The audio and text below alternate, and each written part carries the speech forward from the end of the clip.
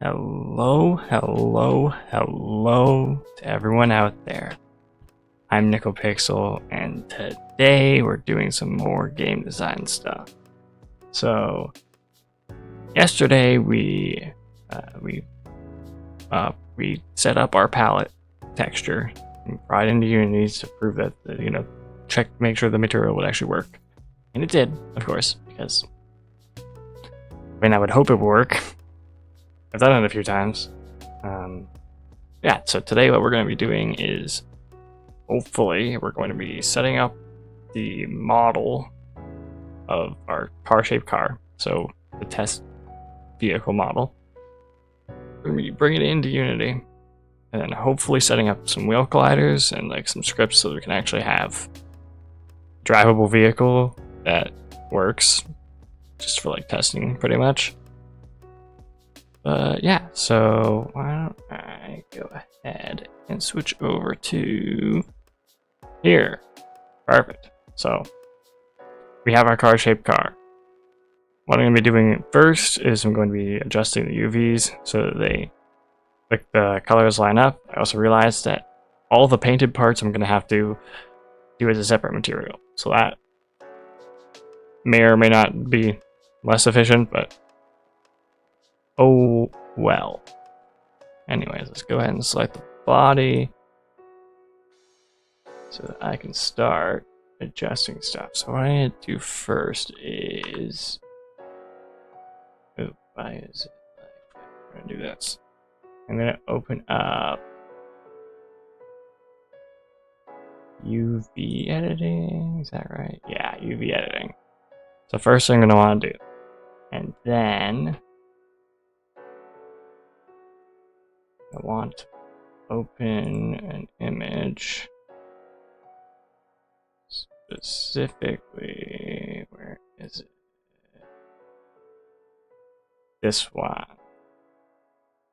Cool. So now we have an image of our palette in the UVs. So this is like our UV editor. So essentially, if you imagine a model as, if you've ever done like the piece of paper that has squares on it, and then you cut it out and then fold it into a cube.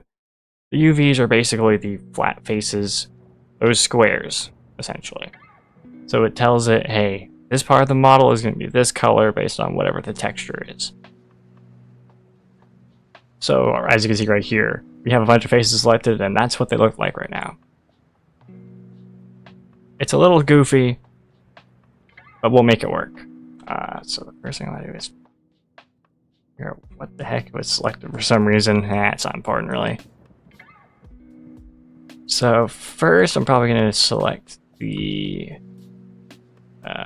windshield pieces, since they are going to be like a light blue color, because window. But I'm also going to want to put them in the metallic section. So I will be the second, the lower bottom colors, since you might notice there's two sets.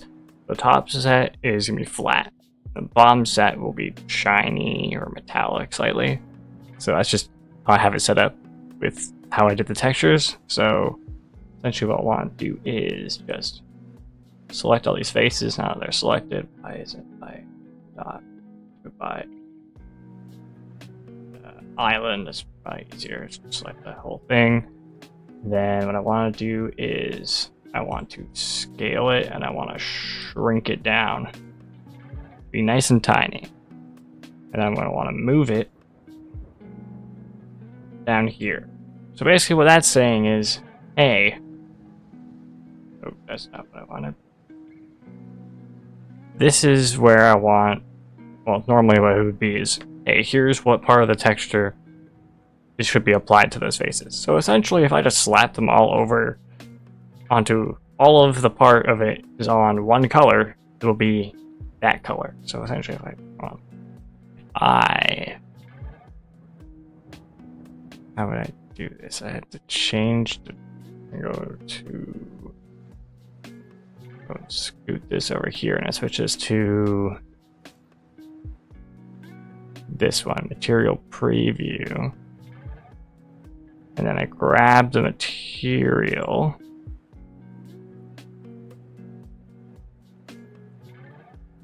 Wait, no, I didn't want to do that. Okay. We're going to then make the base color an image. And make that image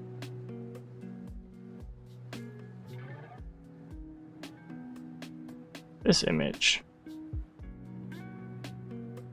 So now that I've moved that, if I am correct, yeah, so now you see that the windshield is specifically that color of blue.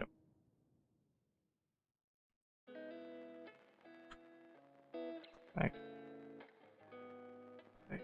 just as so, like everything else is going to look really weird for right now. That's just because, well, it's all applying the same material, which is just these colors, but these faces aren't like set up to be where they're supposed to be. So it's going to look really weird for right now.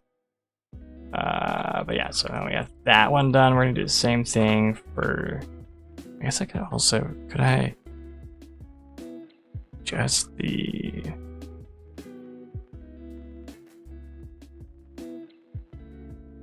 I wonder if they have like a metallic.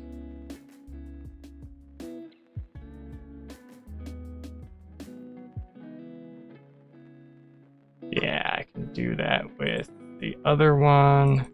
So this is our, so now it should be like slightly shiny on specifically the windshield and not much for everything else. If I actually set it up properly, which it looks like I did. Because some of these do look metallic and some of it, I guess they mostly look metallic. I don't know where all the faces are to be exact, so maybe that worked, maybe that didn't, I have no idea. We'll find out shortly. I'm going to select these faces, yeah, so those are in the metallic area, so they should look metallic. Now I'll go like this. We're going to use rotate. R is scale, there we go. Scale it down a bit, and we're going to move them over here. So now you have, this one is blue as well. Select these faces, scale them down, move them over here, select these faces, oh, actually select them first, scale them down, move them over, and there we have one side of windows and the windshield. I can get a rear window here. Cool. Select it, scale it down, and move it over. So now that one is also our metallic light blue. Then we'll select these faces, scale them down slightly, move them over. Normally scale would actually be kind of important, but since it's just flat colors, it doesn't really matter that much. Yeah. Just because, like, it would matter as to like where it bleeds over to, how it fits like on a texture compared to other pieces that are the same texture, stuff like that. But since it's a color, each of them are just flat colors, it doesn't really matter that much. Yeah. So, we'll grab that. Scale it down, move it over.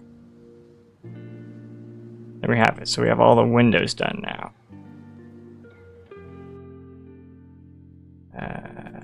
Yeah, now we're gonna grab the parts that won't change color even if I change the paint. So that would be like the window bar here and like the edges of the windows. Those will be like a flat black pretty much. Thank you for the follow. Welcome to the stream. It's yeah, so like right now I'm just working on some of the test stuff for the game that we're gonna be making live on stream. So it's, yeah, it's gonna be real interesting. But yeah, thanks again. Hello.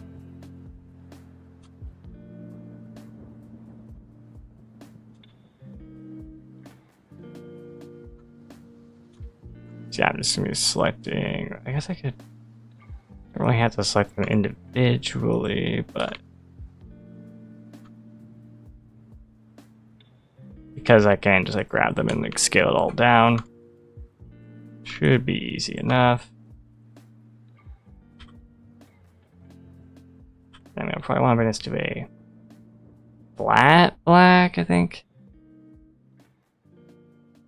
2020. It was only like 2 years ago. That's not long ago. I probably do. Maybe. I don't know. I'm getting up there in age. I'm starting to forget things. Not really. Not that old. Oh, that's not what I wanted. Okay.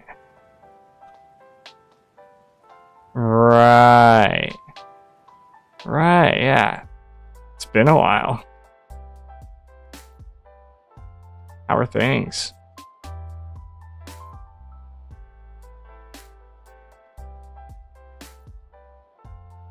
Oh, yeah. The good old days, as they say.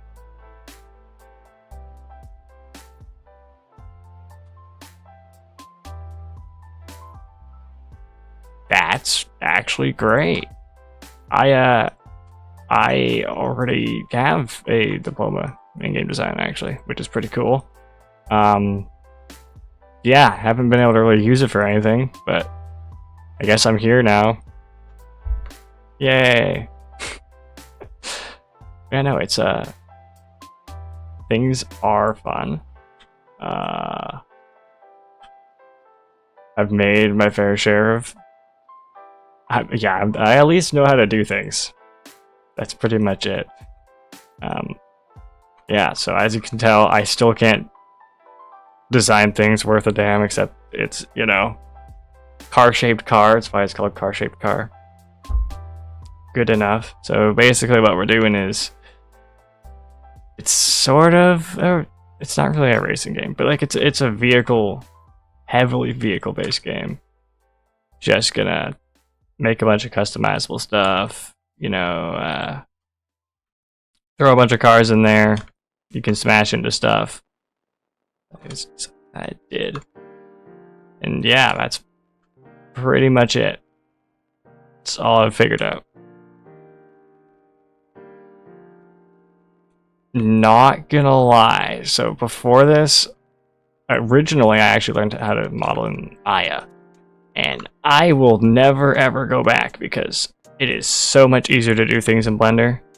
There are so many things in Maya that just would not go right. AKA would crash like 9 times out of 10 if I tried to do things I do now. And it's so much cleaner. It's just, yeah, it's just getting to know how to do certain things, more or less. But yeah, it's we did not learn enough from the professors, I feel like. And yeah, I also learned a whole lot. Like this stuff I learned from just a guy. It's just a buddy I worked on one project with. Which is so much, I mean, it's fun, but yeah. Not the most, like, how would you describe it? Not the most realistic looking textures, but if you're going for a low poly flat color theme. Okay, so Substance is basically the only good product that Adobe makes because it's not really an Adobe product. Not a hot take. They literally just bought it off of a different company. All the other ones are just painful. Like, no offense to Photoshop, it's just it will not do what it wants me, what I want it to do half the time, and then when it does that, it crashes. It's straight up like I've just switched to everything free, and it's like, wow, I can still do the same things, but it's better, and it doesn't crash. It's so goofy. But yeah, no, Substance is actually super powerful. I would use it if I didn't have to pay for a license every year. because Adobe. Yeah. So instead I use, actually I think Affinity, which is done by Canva, which is basically like a sort of like a parallel to Photoshop. It just became free, I think, which is, you know, pretty much what most people need most of the time anyways. But like, yeah, it's always a constant struggle to figure out what software you should be using and what software is just not worth it. It is nice that there's so much like free stuff for like the creative arts and stuff, and like just doing game design. There's just pretty much everything you need is free at this point. I guess make that painted. Yeah, it's a whole thing. Yeah, I've used it once, and I don't want to ever have to use it again, to be honest. But yeah, so now we have this. Now I'm going to have to make a second material because I want to be able to change the color of the paint. And in order to do that, I have to have just a blank material that's just white. So I'm going to have to go into here and rename this to Atlas.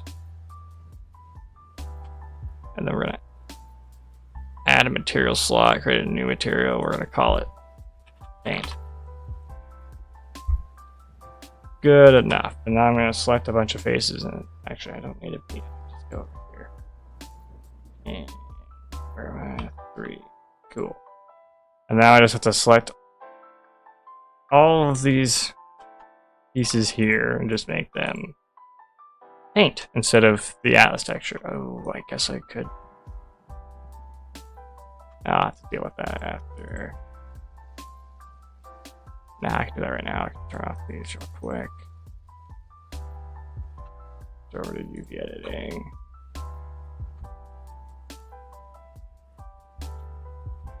Just do it. Oh. One thing I definitely find is when I'm switching between Shift and Alt together is like change keyboard or something like that. So like, or Alt Shift and then clicking or something like that. It's, yeah.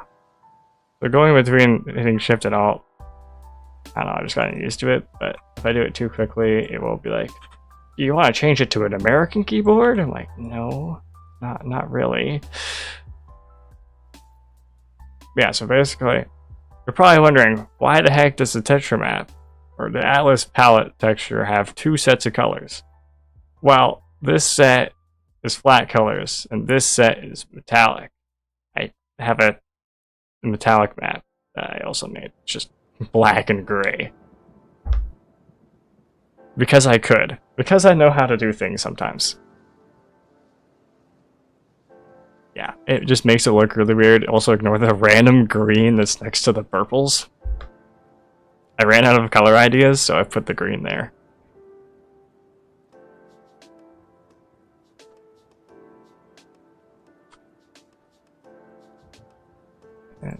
Yeah.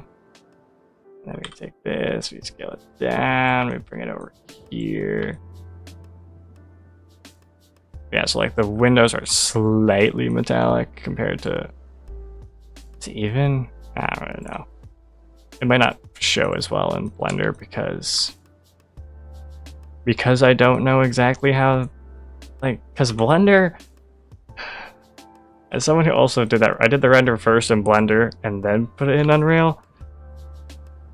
There's like 20 different nodes by default on every Blender material, which is insane. Like, if you went to Unity, it has like 5 or 6 at most. It has like 3. If you go to Unreal, it maybe has 6. Maybe 8. Absolutely. Take care. Enjoy heading out. Or one of the combinations of outs, of course. I know I'm on Wednesdays, Thursdays, and Fridays from 2 till 5. Eastern, so like 7 to 10 for you, pretty much. Yeah, it's pretty, yeah, consistency. Okay.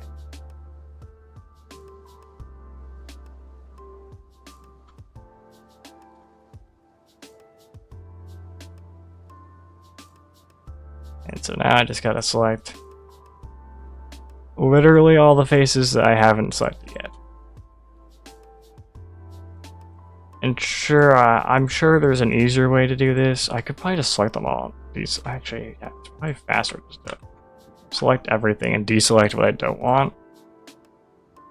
So essentially what I'm just doing now is I'm going to assign a different material to the faces that I want to be paint. So what that will let me do is that in the engine itself, I will be able to like change the color on the fly. So say that someone's like, yeah, I want a red car. Oh wait, no, I want a blue car now. I won't have to have a separate model where the paint parts are like the UVs themselves are over a different color. Because that is a different way I could do it. It is an incredibly unoptimized way of doing it. But, I mean, you could do it that way. Would not recommend whatsoever. But yeah, so like, just gonna quickly clack them all.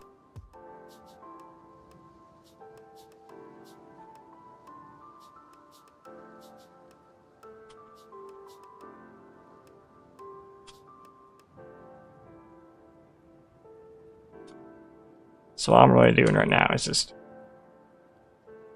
basically anything that is the right color already. That's what I'm deselecting. Because it's probably just about as easy, if not easier, to deselect the faces I don't want than it would be to select the faces I do want.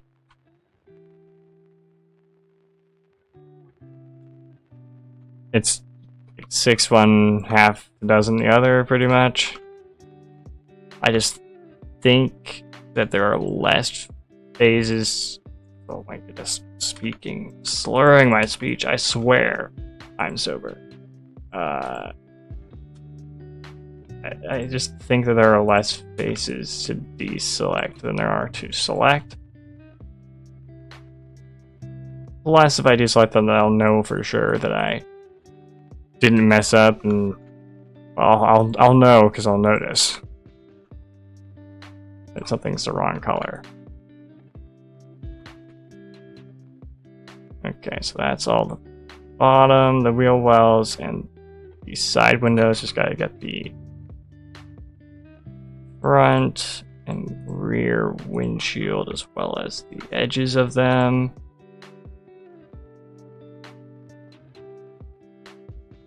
Yeah, this is not the most exciting part of making games, but it is a real reality when it comes to, you know, making games and modeling for stuff. The reality is that, well, in order to make things look good, you have to sort of clean things up every now and then, and that takes a lot of time. And it's not exciting, and it's much easier if you're able to just like turn. I definitely found out the hard way that it's very easy if you just straight up turn your brain off for like, I don't know, hours upon hours. Like the longest I've done it is like 10 hours. Not straight necessarily, but pretty close. And I just was going around and legitimately like removing some edges and then cutting stuff into even squares. And I did that for 8 days straight. Well, I didn't do it. Well, I did it on 8 consecutive days for 10 hours. Approximately. So it was about 80 hours of cleaning a model, which is by far the worst, the most ridiculous thing I've ever done, I think.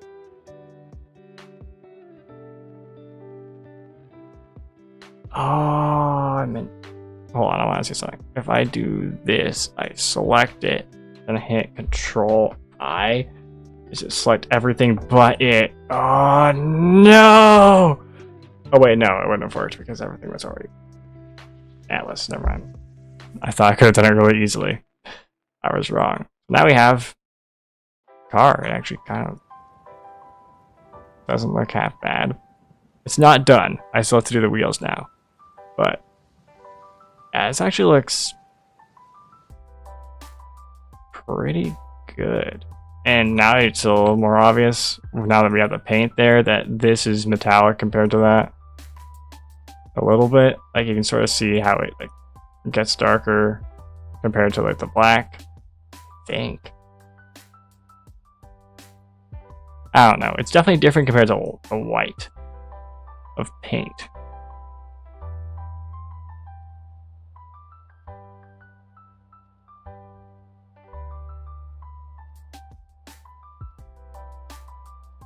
I don't know. It's probably right. And then I gotta turn off the body and turn on the wheels. Hit 4, so that's object select. And then go to each of these wheels and hit 3. We're gonna go over to UV editing because these will not be painted. So, jeez, of course it's pointing me at the wrong wheel. So the inside I'm going to want to have is like a light gray. And I'm probably going to want it to be metallic, light gray. I think that makes sense, but, you know, I could be wrong. Also, this is the wrong... No, it's the right setting.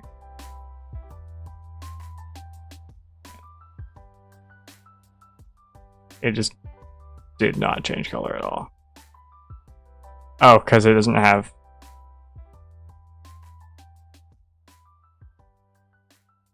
Yeah, there we go. Now it's assigned correctly. I'm going to select that. I'm going to hit Control-I.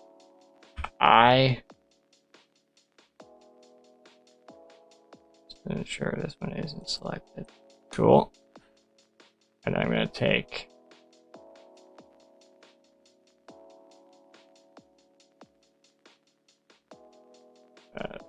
these, shrink them,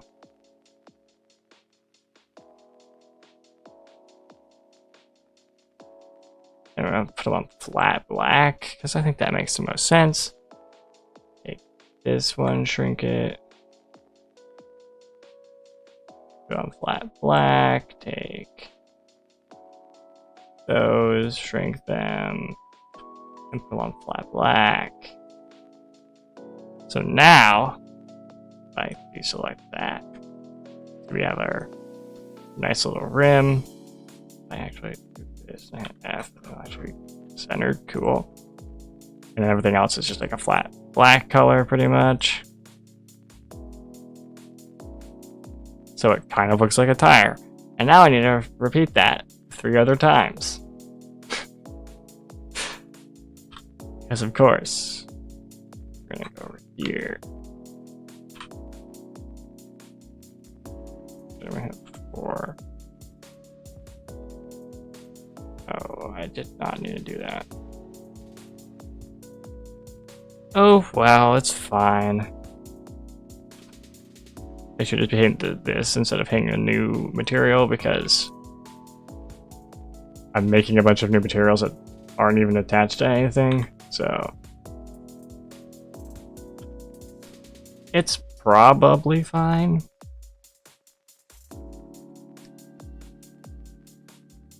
Okay, and then we hit Control-I, so it selects everything but that one, which I had learned on accident.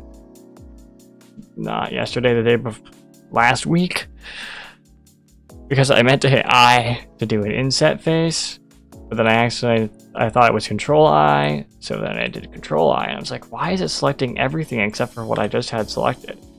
And so that's how I... Oh, it's probably invert or inverse. So like everything but what we have selected already. That makes sense. Okay, so now we have same thing here. Our black wheel looks the same as that one. Cool. Go back over here. I'm gonna do it the right way and add the Atlas material. And now we select here. We take this one, we shrink it down, we move it over to the metallic light gray. Also, yes, if I move it over here, it's gonna be, it like wraps around, so it would be like the red on the other side.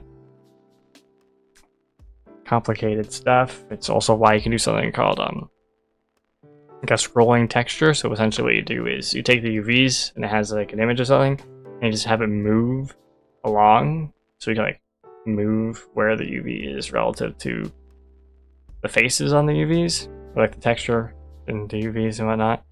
So then essentially it's like if it wraps perfectly, you can have like, I don't know, like an image of the sky, and it's just like scrolling past. That's a very specific reference, very specific example because I've done that before. Which is one of the most basic shaders you can, or yeah, basic shaders that are interesting that you can do. Like shader, is it shader animation or shader effects? Like basically it's just, yeah, you do cool stuff and tell the computer, hey, if I do this to this thing, now make it look cool. Yeah, it's one of the most basic ones you can do, in my opinion. Okay, and now we have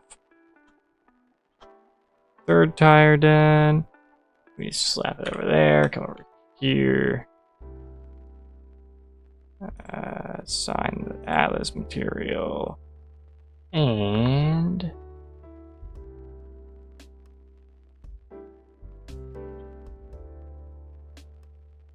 cool. We slap this one over here. And then hi.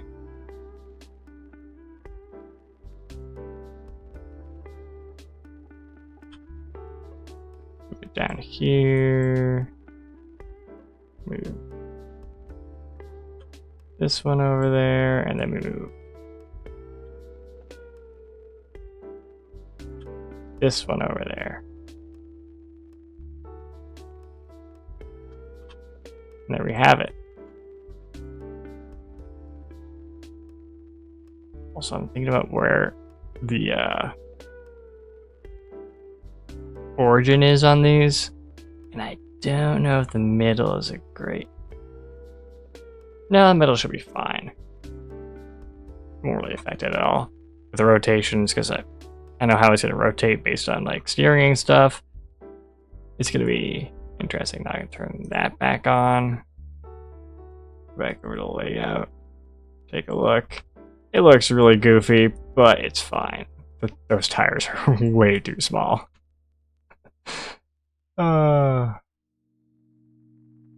It could be worse. I hate that that's the part that I have to mention about it. Cool. Now we save it. Now I should look up how to export from Blender for Unity. Because Blender has a bunch of export settings and it's kind of important that I get it right. Okay, first of all, I select everything. Then I go to export as an FBX.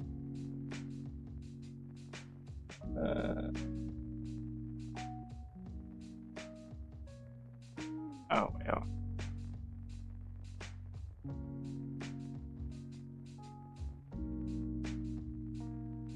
There's a way to file transforms.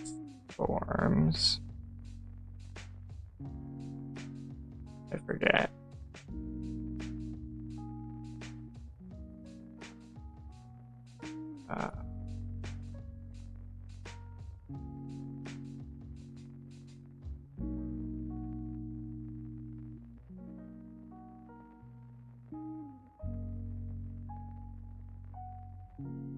Apply all transforms.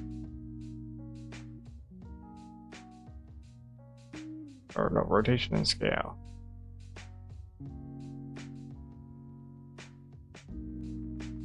Do all transforms.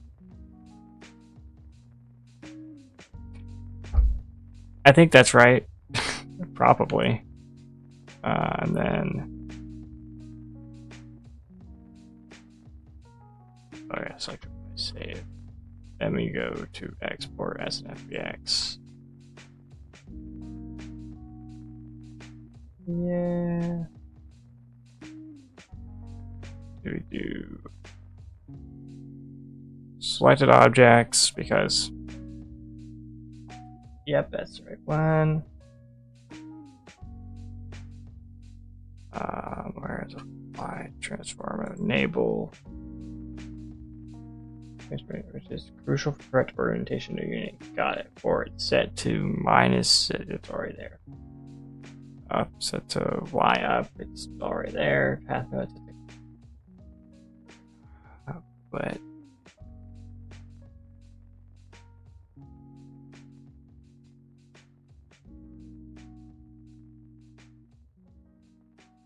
that or is that this? Oh, this one. Copy. Include textures with the model. Got it. Under armature, remove, add leaf bones. Got it. Apply modifiers for the geometry tab. Yes. Obviously save the preset because that makes sense.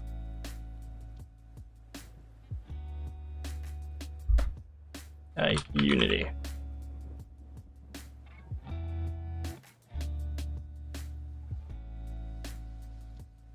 Cool.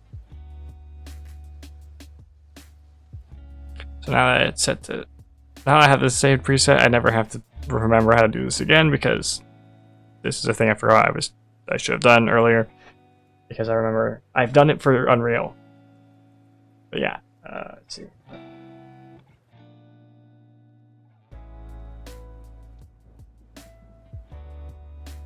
Oh yeah, and now I hit. Sure, we'll leave it in there. Export FBX. Now I can save that. So now we're done with the Blender part. And next we go ahead and File Explorer. And go to Blender Stuffs.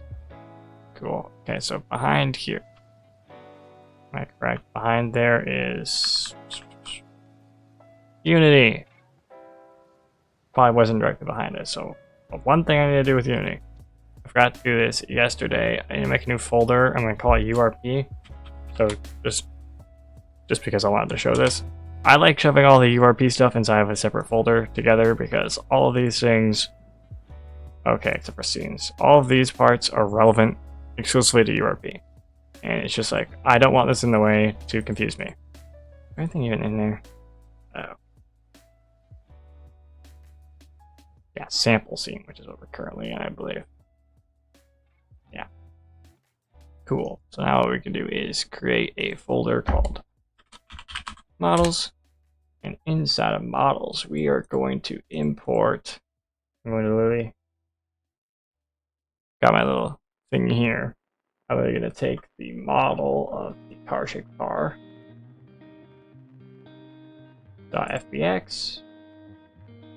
Here it is. I'm going to drag it over into the models folder in the project window. I guess that's what it is.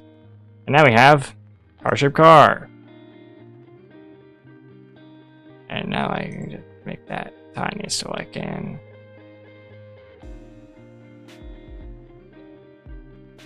And that's probably all fine. Materials.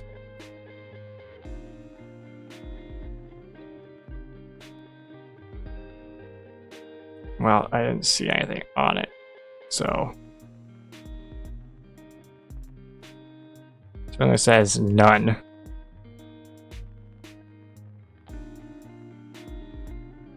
Let's see. Yeah.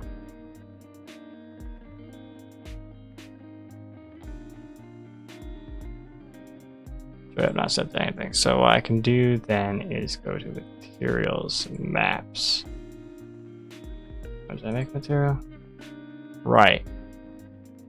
Do the Atlas material and slap it in there.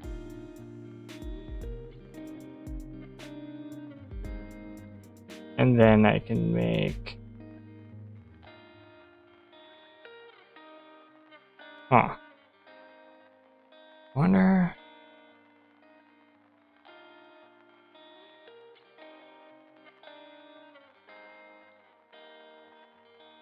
Save. Okay, so that's fixed. And then I go over there, and I'm gonna. I guess that didn't matter. I could make.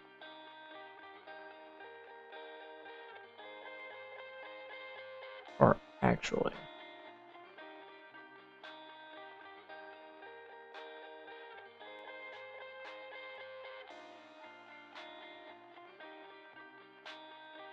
Now I should put one in there. I could just call it paint.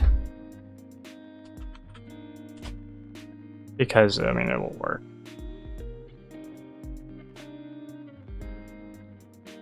Grab that, slap paint in there, and apply.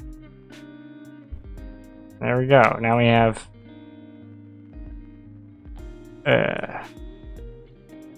I really should have made it slightly higher. It's fine. It's probably fine. That one took an hour. That actually is pretty much exactly almost an hour, which is pretty much exactly how long I thought it was going to be. Hopefully the rest of us takes some time. Otherwise, this is going to be a very short stream, unfortunately. Now let's save that.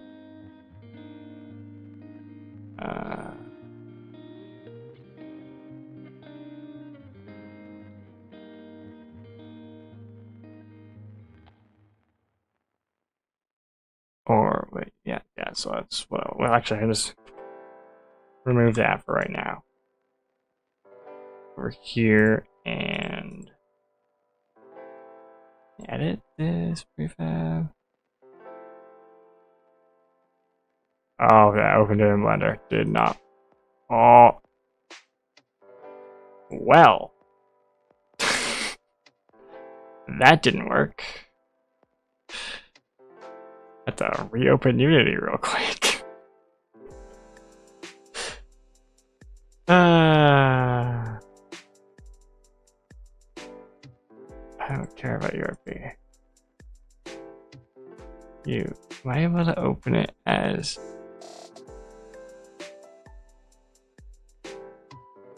able to like open the prefab? I imagine not.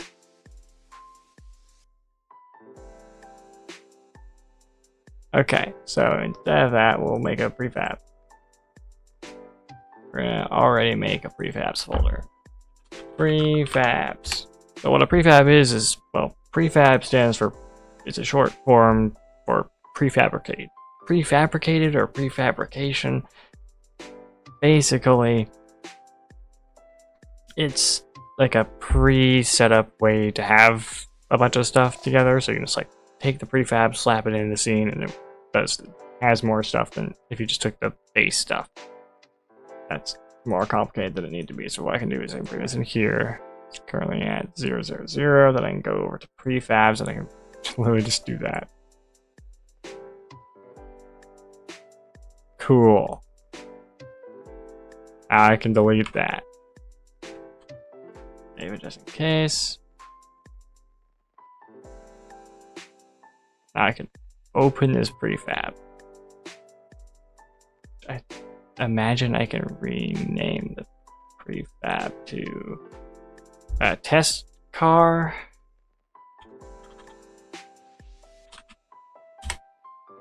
There. Which has a car-shaped car inside of it, and then it has all the models. And that's important. Now, fortunately for me, I have brought up some actual Unity documentation. Wow, shocker, Unity actually makes documentation that you can use. Now, the neat stuff with Unity with this is that it's going to explain to me how to do the thing I need to make it work, which is a little something called wheel colliders.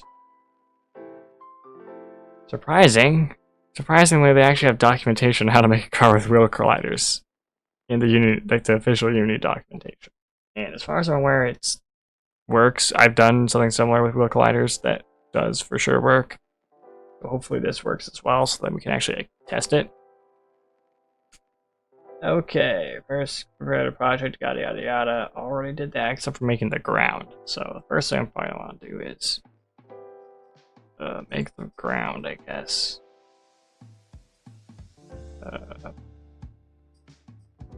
Oh wait, hold on, I need to get back to here.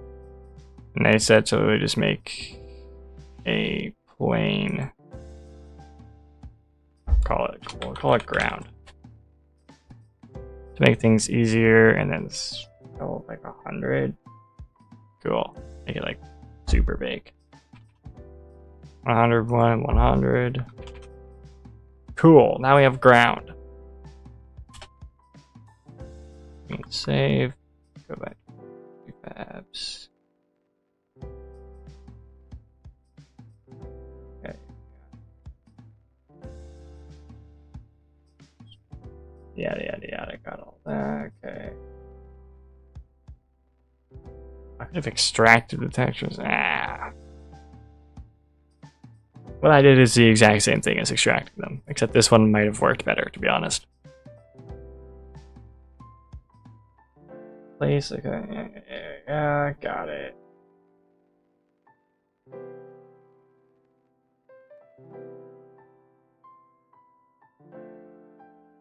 Body, yeah, new wheel model, configure the car body for collision on the car.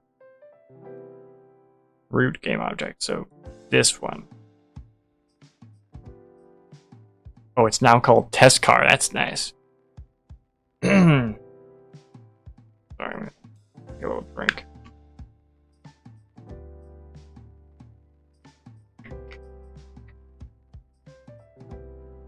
Okay, so on the car, add a rigid body. Got it.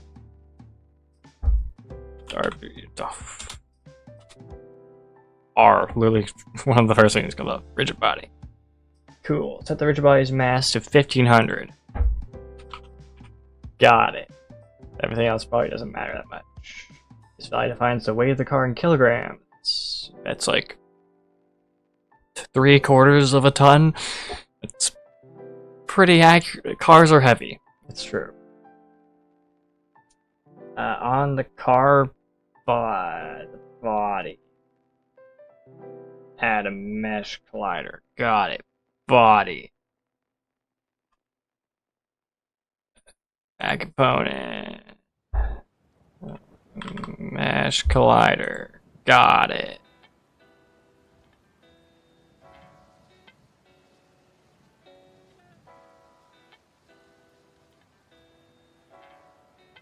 Sure, there's a way to make it not provide with everything, but or collide with everything, but it's fine. Set the rigid bodies. Gotta add a mesh collider component. Done. On the new mesh collider component. Oh right, yeah. Make it convex, otherwise it will not work. Don't ask me how I know this. I just do. Add the wheel. Okay, to add wheel colliders for a new separate game object, the same position, but okay. Duplicate the wheel game address and then configure the new game. Okay, so select all 4. And then just duplicate them. Cool. And then on each of those ones, remove that to ensure that that actually worked. Okay, so then we're going to call this a wheel collider. And same thing for the rest of these.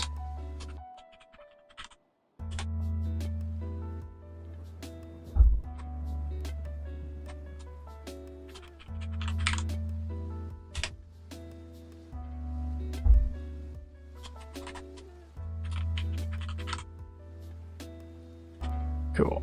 And then I'm going to add, oops, I don't want to do that. Going to add the wheel collider component to each of them. Wheel collider. Cool. Yeah. How like this? Well, close enough. The root car. Yeah. Okay. Next, you need to adjust the wheel collider's position and size to match the wheel models. That's a good point. Able to see them? Oh, what the heck?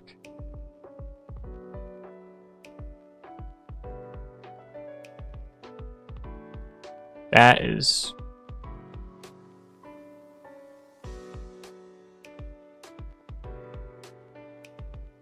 Oh no. That's not right. Oh no. Okay, I'm gonna do that. Wait, hold on. Why is it that? I had to go re-import everything. Okay, we're gonna go back over here. We're gonna delete that, and I have to open up Blender again and fix that. Okay, so basically what I just learned is that for whatever reason, the tires, their origin is now the middle and not where it's supposed to be. Not centered on the tire. But it's like this.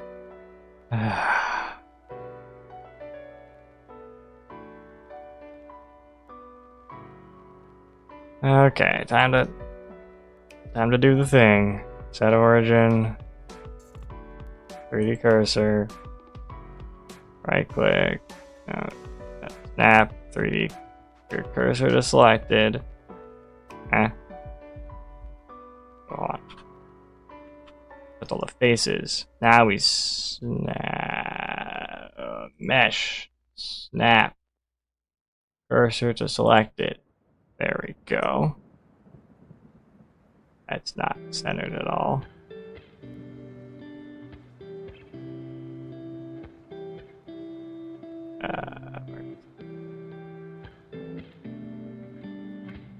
Nope, we're here. Mesh, snap, cursor to selected. Now it's in the middle. And now I can right click. No, now I can hit 4, right click, not snap, set origin to 3D cursor. I have to go over here to make sure that one's actually correct. Right click, no, add mesh, snap, cursor to selected, then hit 4, right click, set origin to 3D cursor. Don't think it changed where it was at, but it's better to be sure than to be wrong. Okay. Mesh, snap, cursor to selected, 4, right click, set origin to 3D cursor. Oh. Here, right click. No, 3. Man, this is... If only I hadn't have messed it up before by doing the things it told me to do.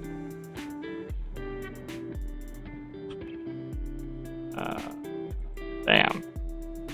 So when it told me to apply to transforms and stuff, I'm pretty sure it made the origin centered for all of these, which messed everything up.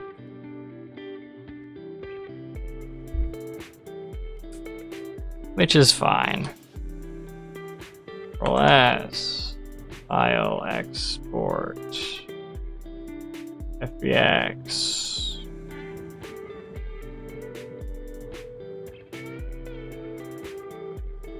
Yes, export it as the same name so that it just overwrites it.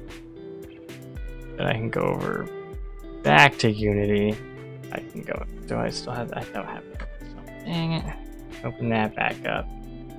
Back over to Blender stuffs. Back over to car.fbx.blend. Now we drag it in here.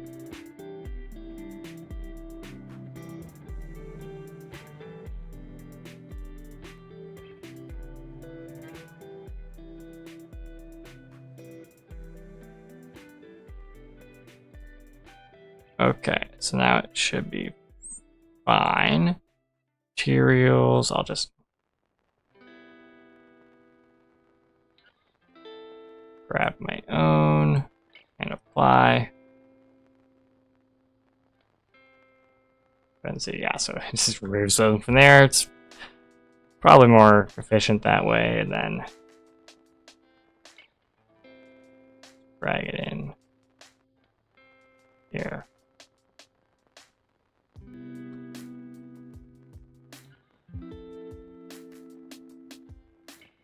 How big is... Oh, that is...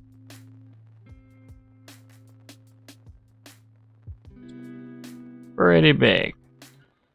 But that's fine. They'll never know that it's way oversized, and I can always change the scale. And now I go ahead and go with...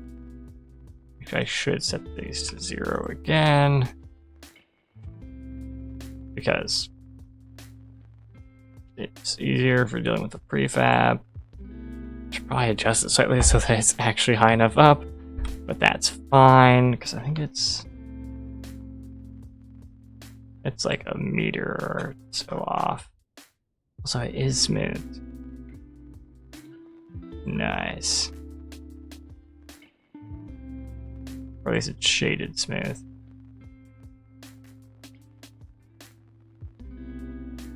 Which is nice to see. Now I can remove that from there. S, rename you to test car. Cool. Now I can open up this prefab. Now I need to do that whole thing where I selected all these and duplicated them again.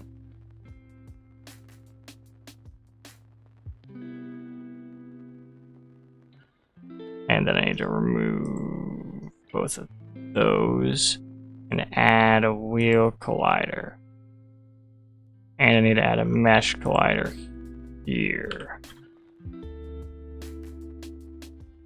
And set the convex. And I need to add a rigid body here. Set that to 1500. Cool. Now we got that one done. We've got that one dealt with. I need to rename each of these to the name plus collider.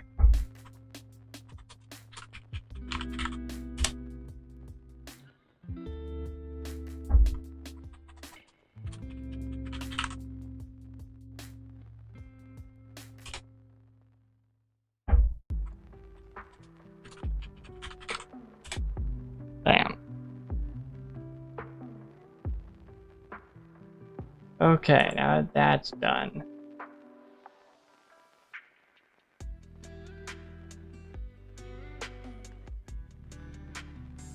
Okay, next I need to adjust their position and size. Well, those ones aren't rotated the right way. To start with, I need to adjust the rotation. Oh man. Do like a 90 in the X. No, I didn't actually do anything. Neither did that. How about this one?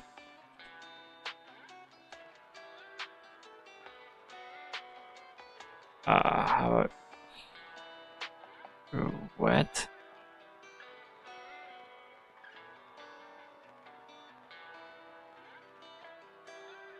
And how to... Huh?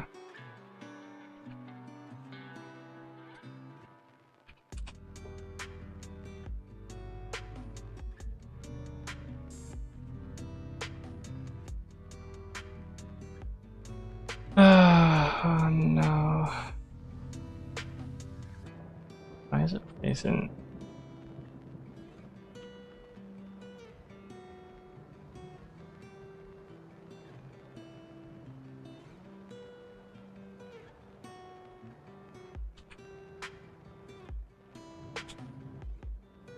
None of that moved. Okay.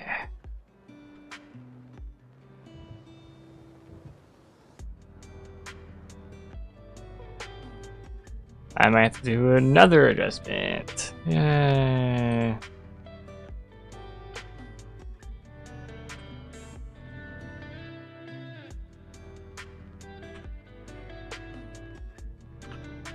Blender. Because it's not rotated. Ah, man.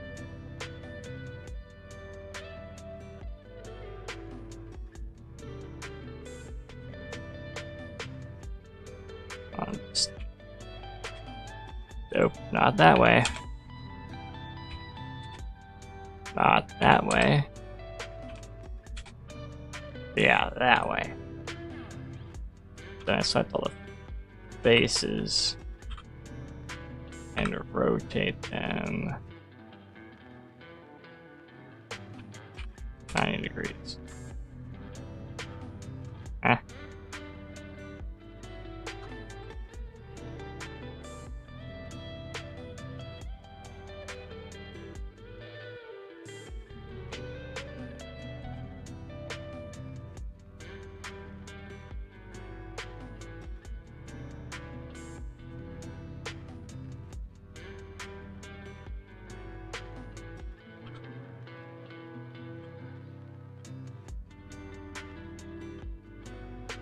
So, dang it.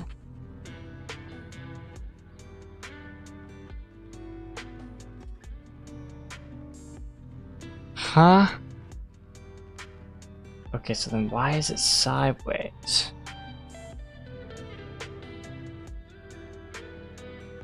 That is...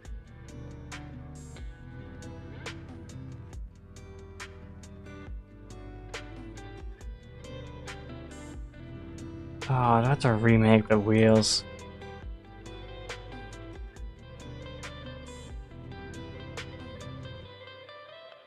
Actually, technically, all I need to do is take this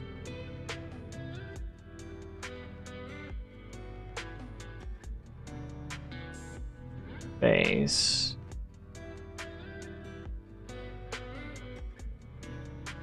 and do that. 0.1, I need to remember 0.1 of a meter. Now select them all and rotate it. Be 90 degrees.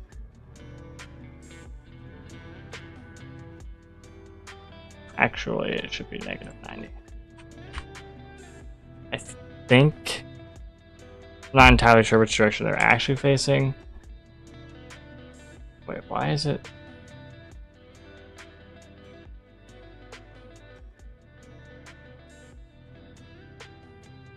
Why is it slightly offset?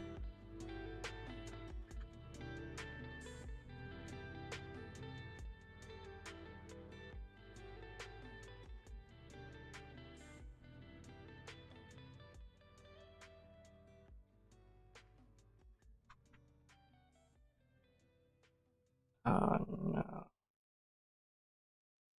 Actually, what I should... No, what I should do now is do mesh snap. Cursor is selected. And hit 4. Right click, set origin to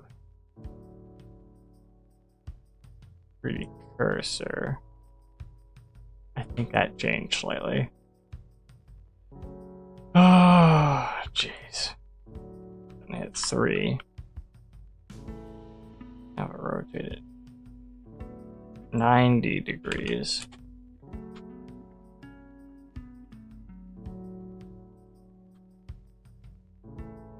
Versus minus 90 degrees.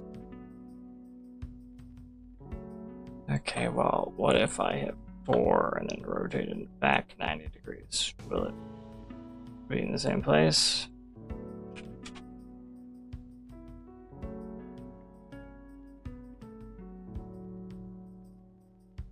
Fortunately, actually, it is in the same place. Huh.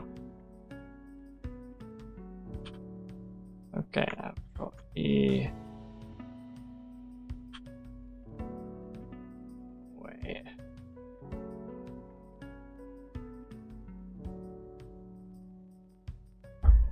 Minus 0.1. Okay.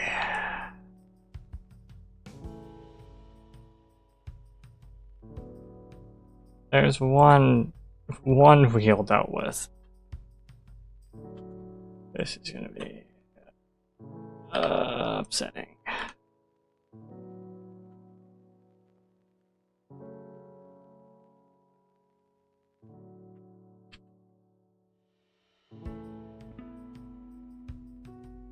And it's like that. You can select them all and rotate them.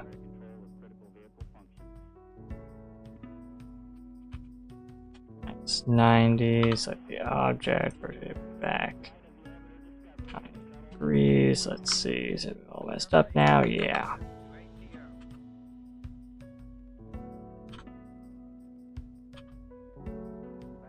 Okay. Mesh, snap, cursor selected. Ah, man, I hate dealing with this stuff. But, you know, if you don't do it, then it's not gonna, it won't work. So I don't really have much of a choice.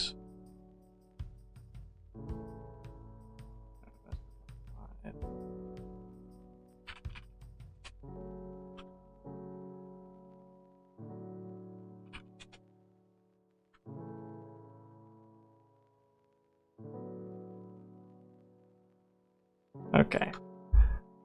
That worked.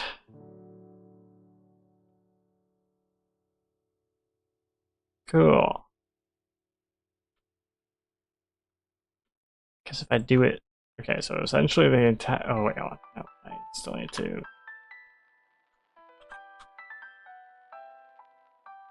Move that back in minus 0.1.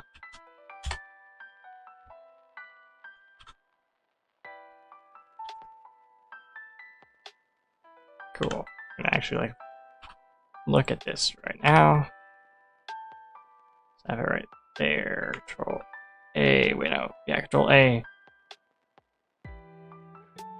Mesh. Snap. Cursor selected. 4. Right click. Set origin to 3D cursor. 3. Rotate. Rotate. Minus 90 degrees. 4. Rotate. 90 degrees.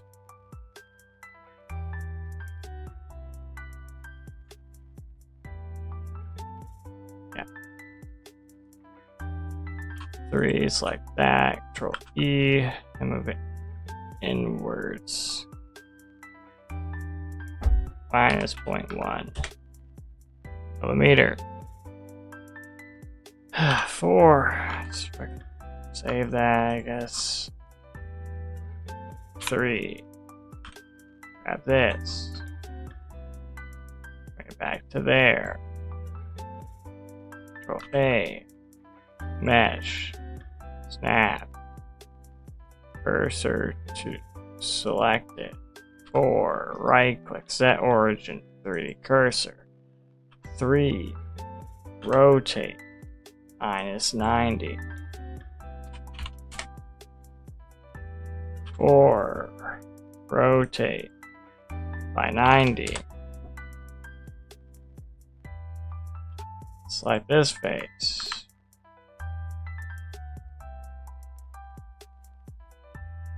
Move it inwards by -0.1. Hit 4. Hit Control S. Thank you. Finally. Hopefully. That will have fixed it. Hopefully. This is why. This is why models are just painful. Very, very painful to deal with. Because they never seem to want to work.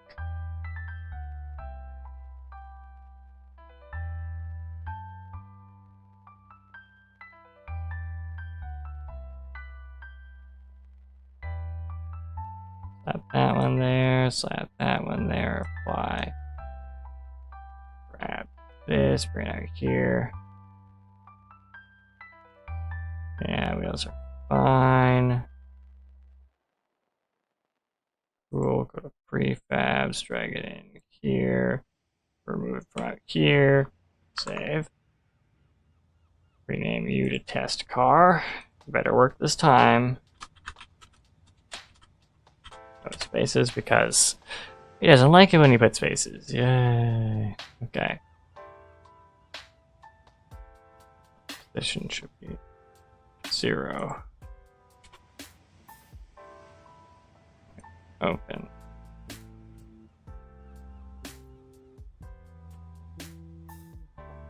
Okay. Nothing, right? Just barely. Now we add a rigid body. Mass 1500. We add a mesh collider. Convex. Grab each of these. We duplicate. We remove the mesh renderer and the mesh filter. Add a wheel collider. And then rename each of them to the wheel and collider.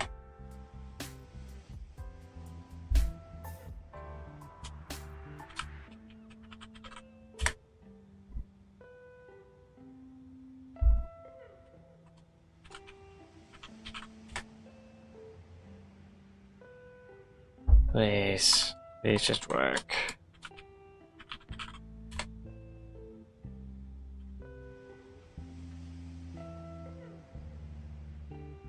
It's facing the wrong way. Face it 0 doesn't work.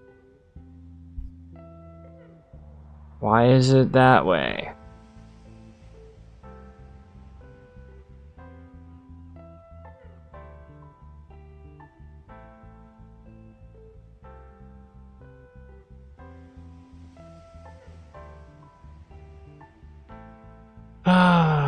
It's because the car is facing the wrong way.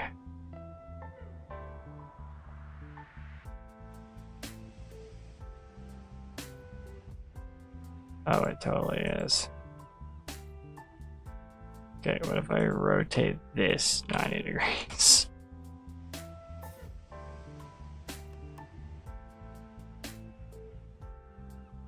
Let me set this -90. Again, No. Still facing the wrong way?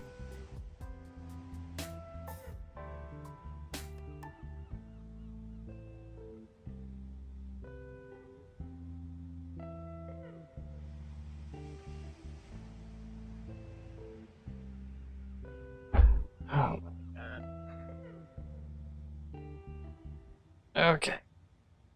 One last attempt.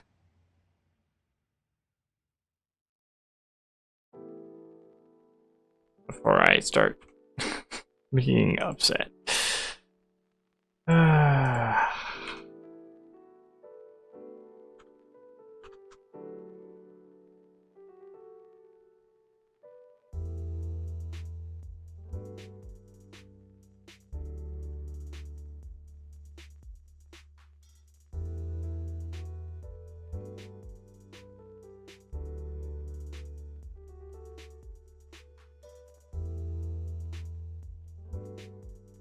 Let's see, right click, snap, cursor to world origin.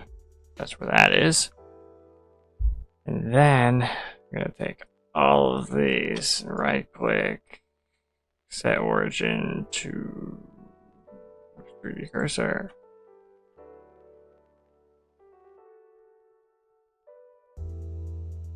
Cool, cool. I'm gonna select all of these and I'm going to rotate them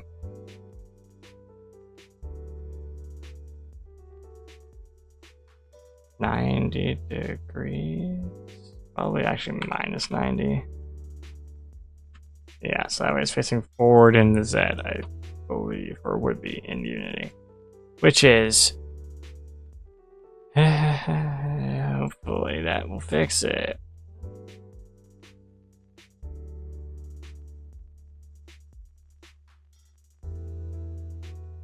Okay, so now those are rotated, but that one is rotated.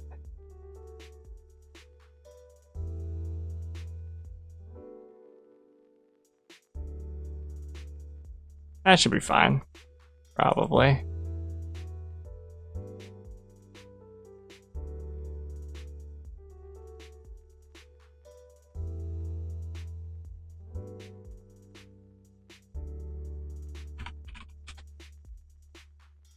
Wait, no.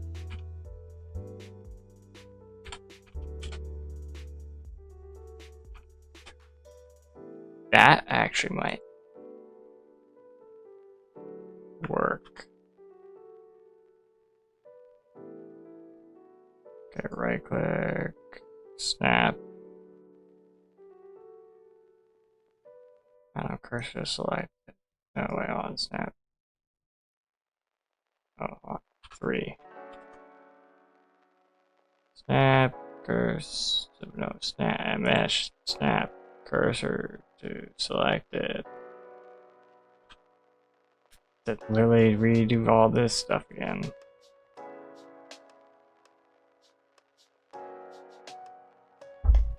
Yay!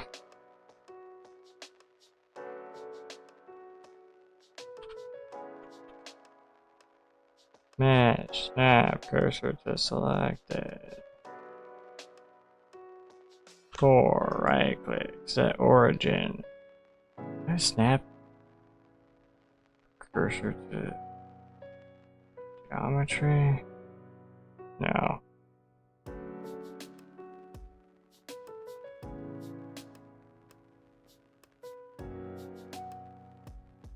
What is that?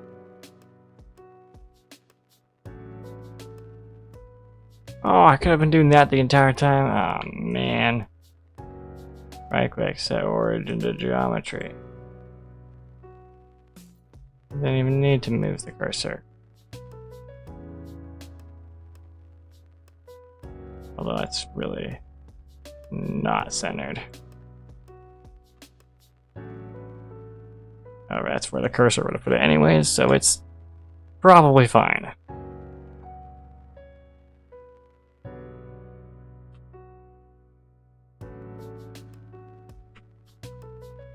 File. Export as an FBX. Got all that stuff set already. Export FBX. Okay, we saved that. We back over to Unity. We are in models. I go ahead and grab it over here. Drag it in here. Aha, it's facing a slightly different direction now. That must be good. Probably. Apply. Models. Car-shaped car. It's facing forwards and no, it's facing backwards. That's fine, probably, anyways.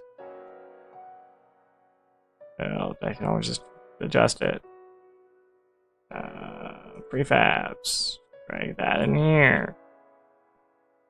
Set those to 0. Delete that off of there. Save. You. Change your name to test car.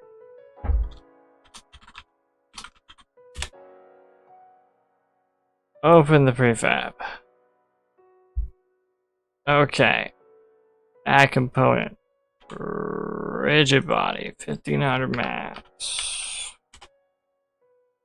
Body. Add component. Mesh collider. Convex. Grab all those. Duplicate them. Remove the mesh filter and the mesh renderer and add a wheel collider. Rename them to the name of the wheel plus collider at the end.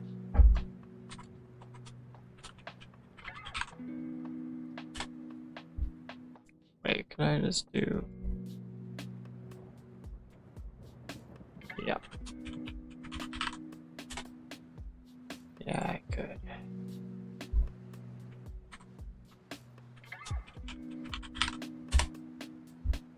Now let's take a look and... Oh, thank God it's facing the right direction. Probably, anyways. I'm not sure which way is forwards, but it's probably backwards, so...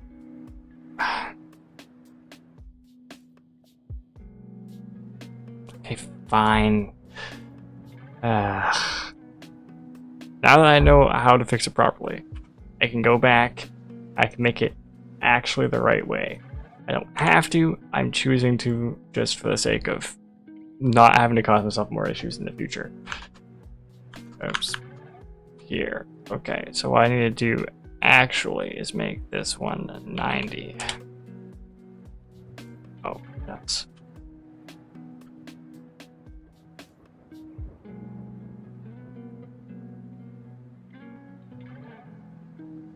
No, I have to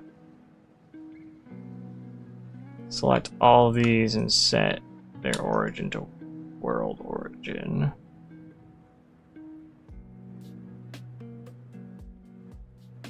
Alright, so I got snap cursor to world origin and then set origin to cursor.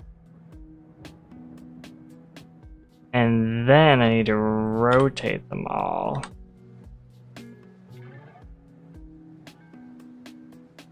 Including the body. All of this 180 degrees.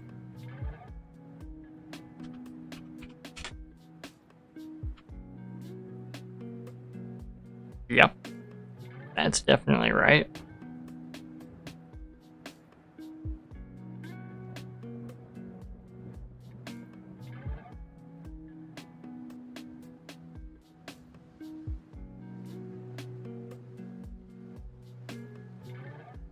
Except make it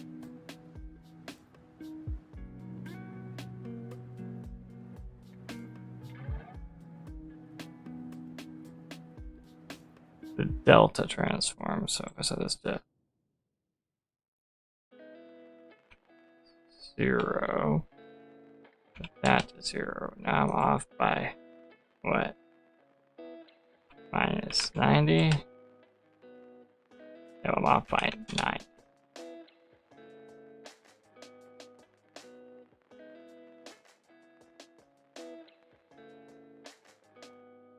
then I can take these. I do them individually. 0 minus 180.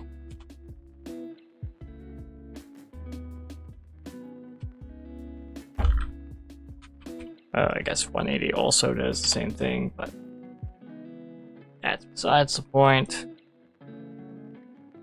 If it says minus 180, then I'm going to put minus 180. Just in case I am wrong, because the computer is always right. Okay, I have 4 wheels where they're supposed to be. Right click, set origin to geometry. Right click, set origin to geometry. Right click, set origin to geometry. Right click, set origin to geometry. Right click, set origin to geometry. I do it for all of them. Yes. Just select them. Can I do it as increment? Absolute good snap.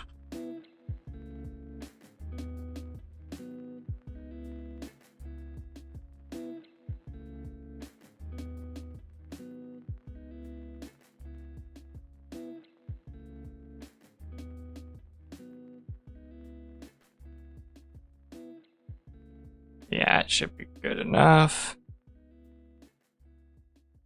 And then got the body and right click, set origin to. Nope, actually, I'm gonna leave it. Save. Select them all. File. Export. FBX. Cool. Start saves. Put it over to here. Grab the FBX. Bring it in here. It's now facing it probably a different direction, I think. Apply. Back to models. Yeah.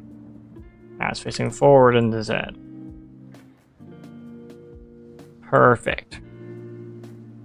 Oh, exactly what I was hoping for. And now I go to prefabs, I can drag it into here, I can delete it out of there, I can save. Here, rename to test car.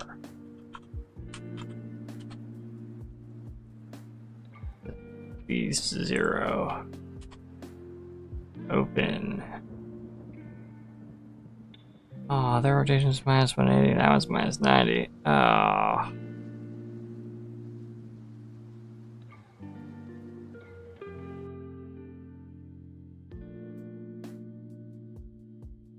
That's not great. Except for that one, that was 180 apparently. That's also very weird. Oh well.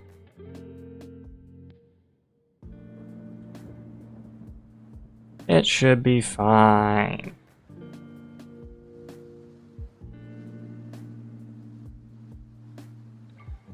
$1,500.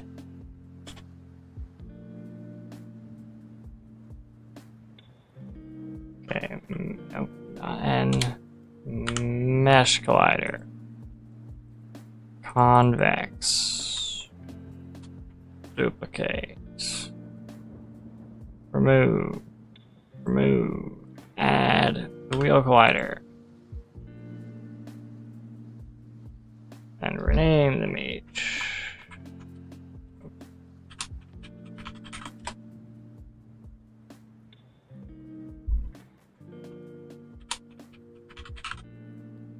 Oh boy.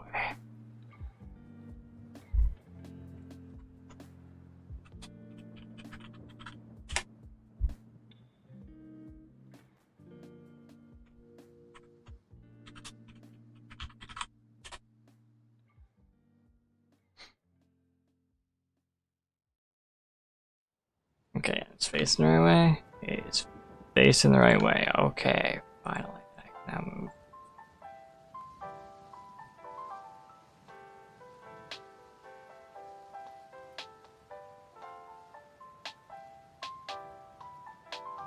There. Store. Consistency. I don't need that. Now I can actually. Let's change the draw mode to. Oh, here, wireframe. Make it easier.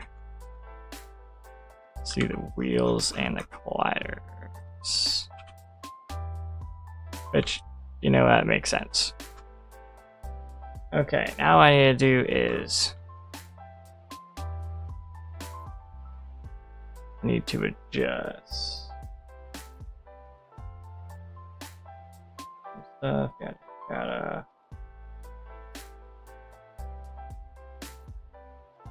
move the game objects up on the Y.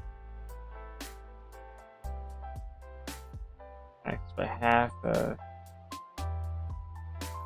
the suspension distance is 0.3, so I just need to take that and do plus 0.15. Bam. Cool, and I do that for all of them.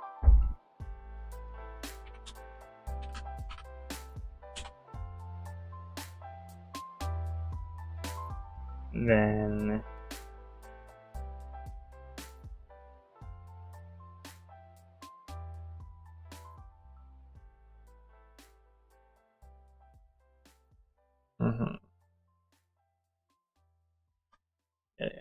okay, cool.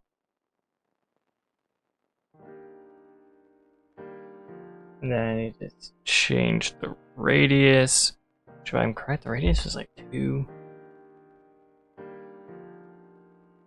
No, the diameter is like 2. So it should be literally 1. Yup.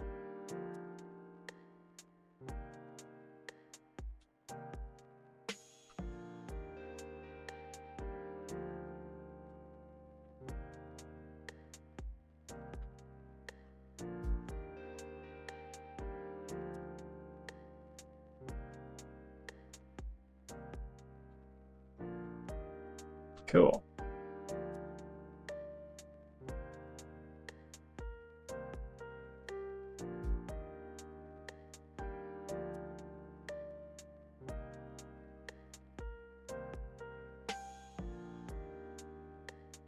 And now, coding!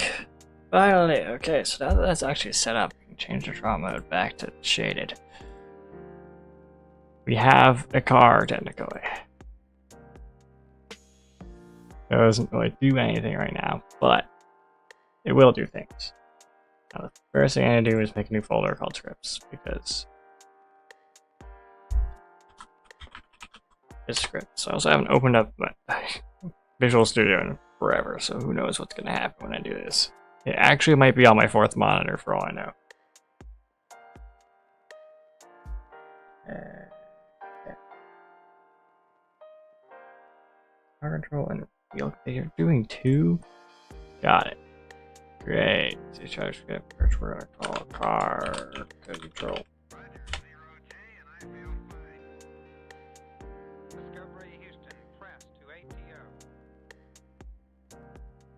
Cool. Now we're going to open up car control and see how this goes. It didn't explode.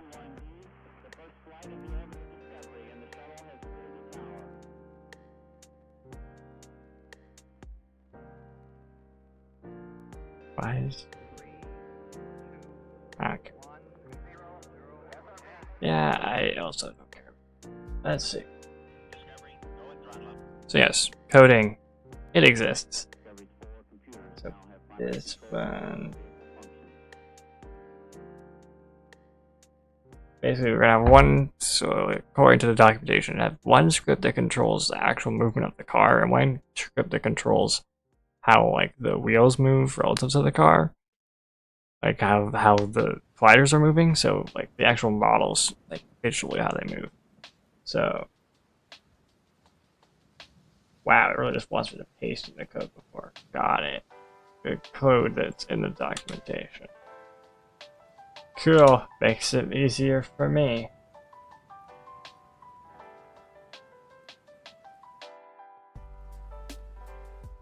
gonna be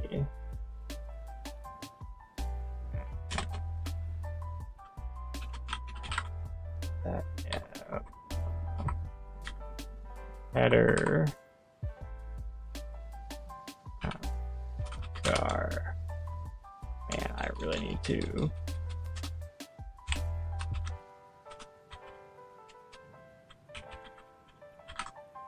There.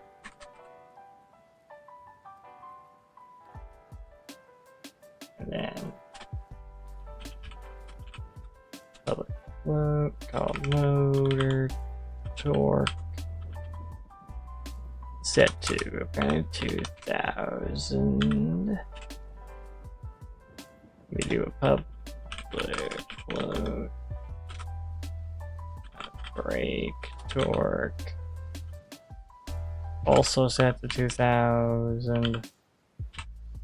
This is all just like values that will become important sort of later.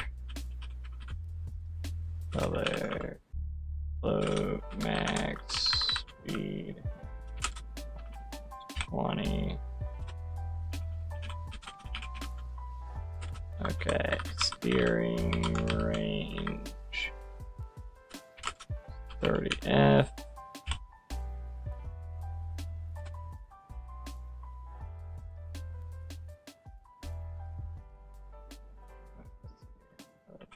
Public float steering range at max speed. Why does that matter? Okay. Public float center of gravity offset.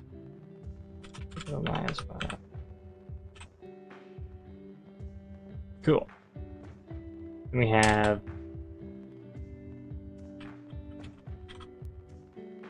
private wheel control, which is not made yet. Different script type wheels. That's gonna be being mad at me for a little bit. And private rigid body. It's called rigid body. Oh no, the body capitalized for some reason.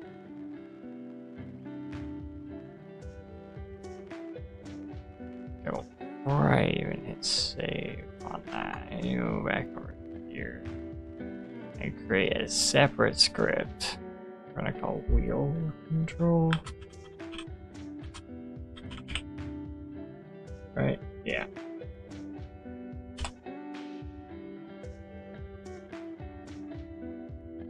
That way it won't be scary, you know? Now wheel control exists, so it doesn't hate that.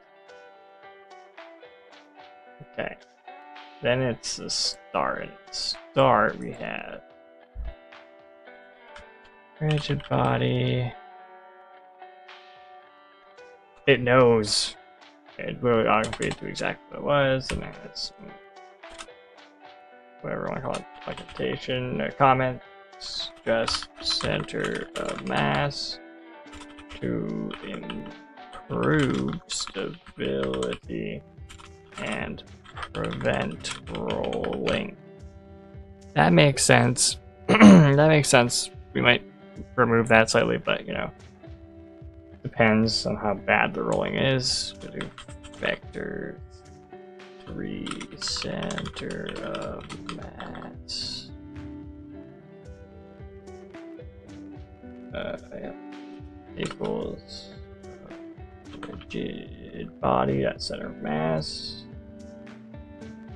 Yeah. Then center of mass dot. Actually, his dot y plus equals center of gravity offset.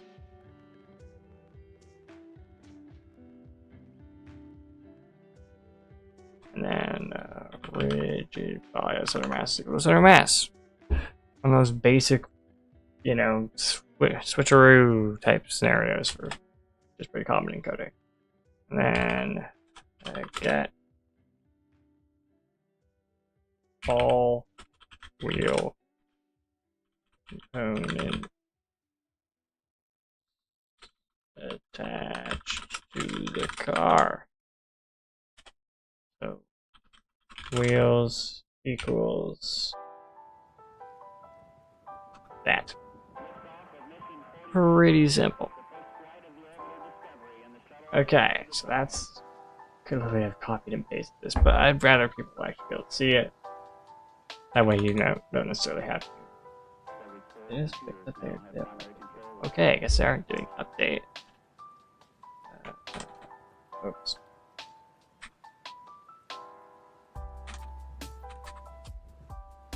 Going to have avoid fixed updates. Has its own little comment above it, which is fixed update is called at a fixed time interval, and nobody was surprised. It's usually dealt with. Oh, I don't need the private part.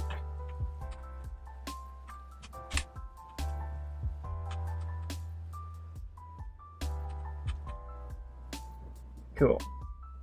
And we're gonna do get player input for acceleration and steering. Makes sense. Float v input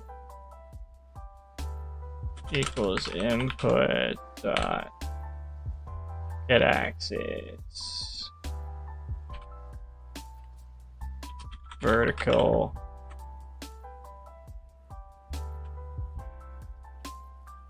that is forward / backward inputs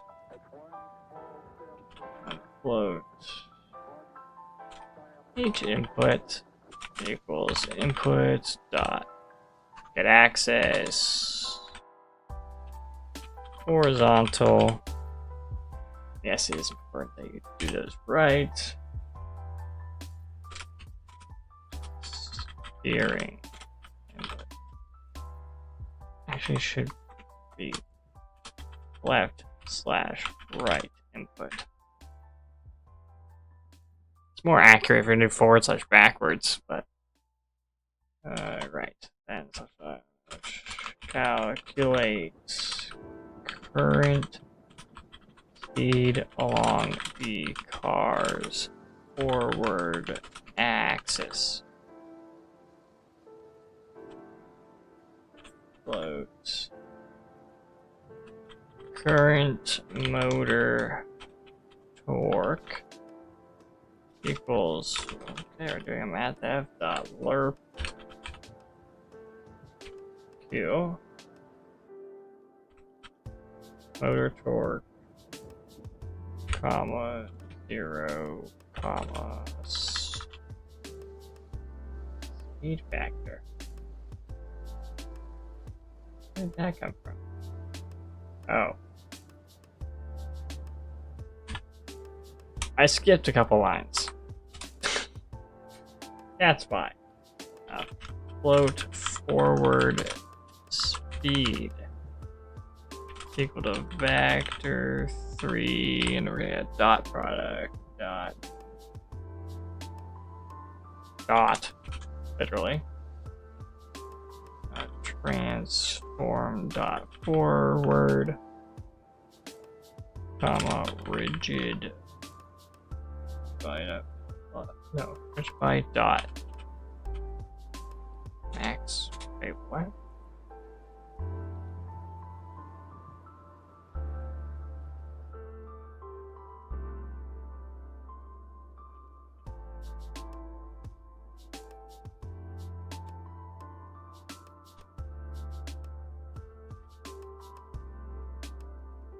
Must be old document.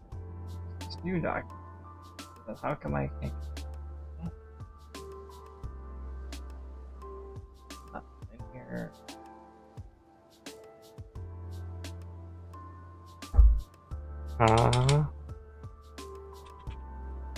Would velocity work? If there's an error, then I know it's bad. Well, that's probably fine.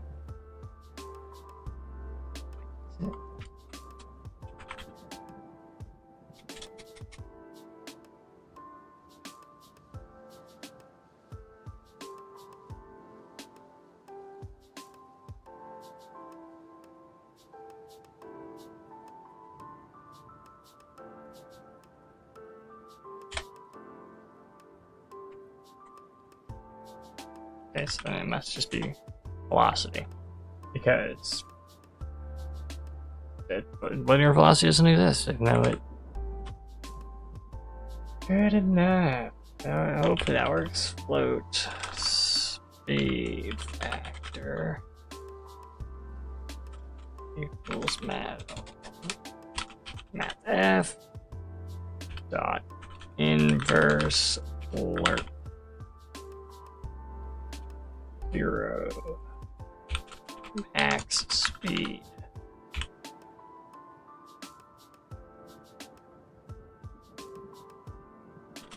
Math f dot. Yeah. Which is apparently the normalized speed factor. Whatever that means.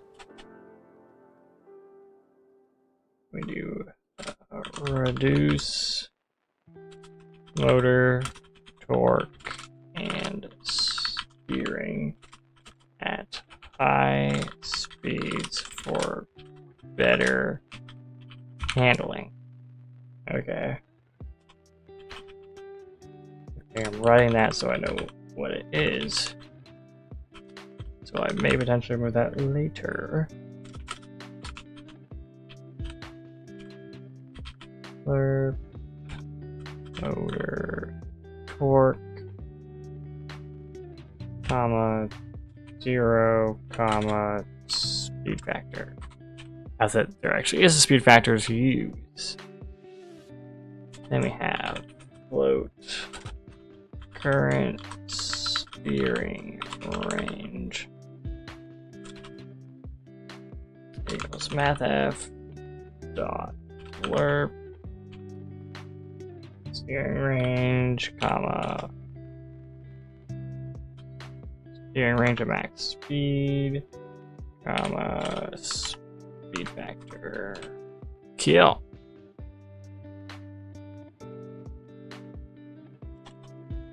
Then we have determine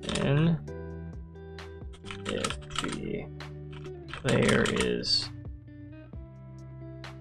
accelerating or trying to reverse. Tool is accelerating equals math f dot sine the input is equal math f dot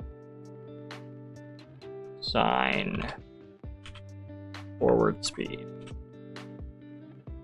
That's a really neat way of doing that. Won't lie. It's basically just saying like, if you're hitting forwards and its velocity is going forwards, then you're accelerating. But if you're hitting backwards and its velocity is going forwards, then you're reversing while it's accelerating. And then if you're, I guess that's a way to determine whether or not to, like hit brakes and then do the torque and whatnot, but otherwise, yeah. New that stock real quick.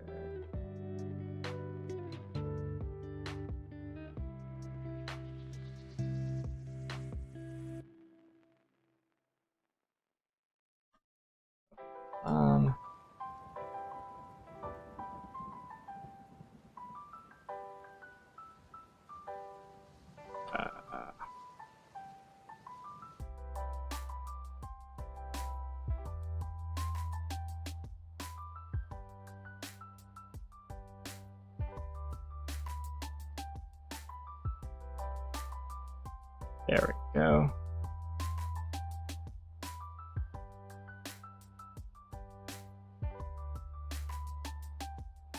Perfect. Good. Yeah. Oh, it's already made. I pause. Okay. Back to coding. For each bar wheel and wheels.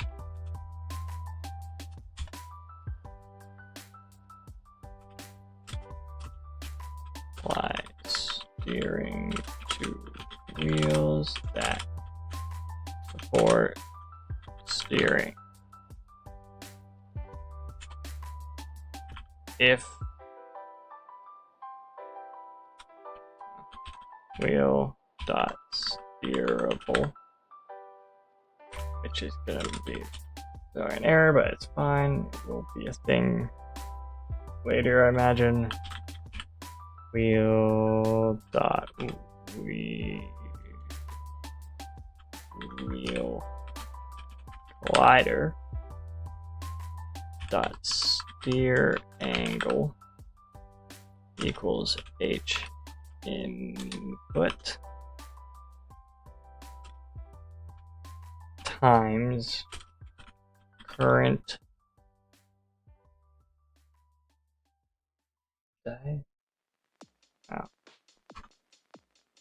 steering range. Apparently they used it as current steer range. Oh well. Good enough. Scroll down a bit. Sure, that might be blocked. So if you're probably wondering why there's errors, it'll get fixed once we do the other script as well. Because that's where the errors are coming from, is from things from that script. It isn't made yet. So if it's accelerating,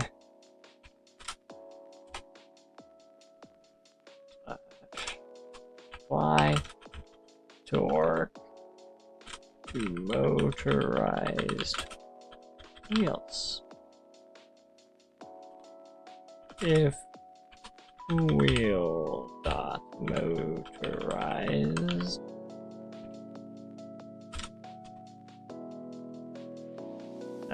wheel dot wheel wheel collider dot motor torque is equal to V input times current motor torque. And then release brakes when accelerating. Wheel dot wheel collider dot brake torque equal to 0F. Cool. Now we go down to else.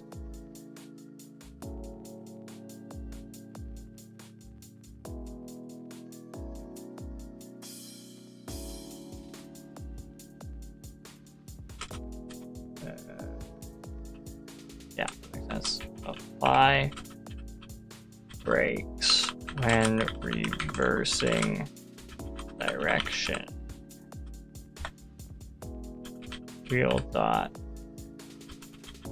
wheel collider dot motor torque is equal to 0F, and then wheel dot wheel collider dot brake torque is equal to math f dot absolute. That's the input times break. Or I spelled it wrong. Yeah, I did. Whoopsies. Okay, that is the end of that script. Cool. Yeah. Now I open this one up. I control for car movement.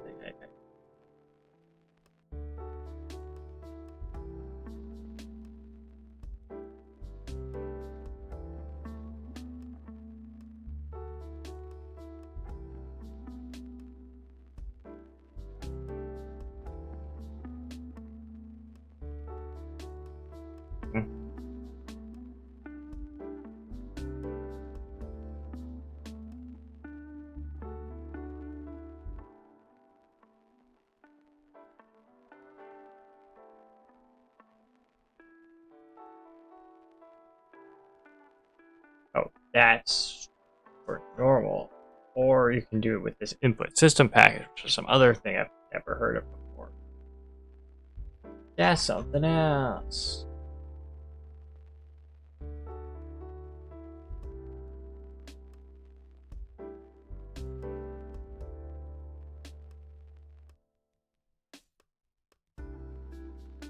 Okay, now we're doing this one. We don't need these first 2 bits.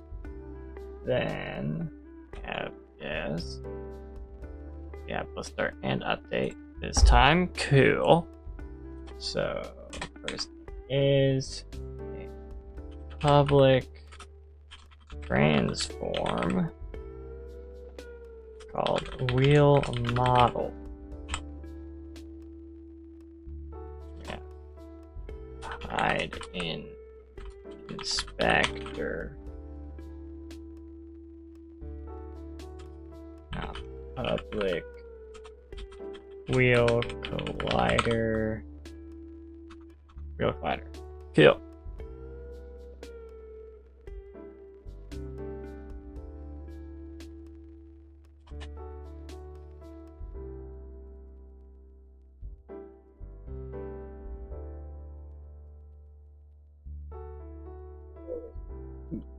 Jeez.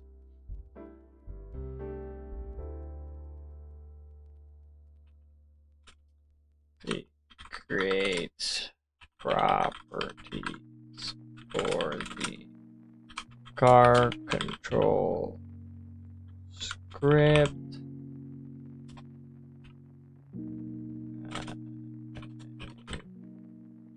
Should enable/disable these via the editor inspector window. Okay. Public rules steerable. Public rule motorized. And vector 3 position. Turn in called rotation. Start and inside of start, which is for some reason private in this one.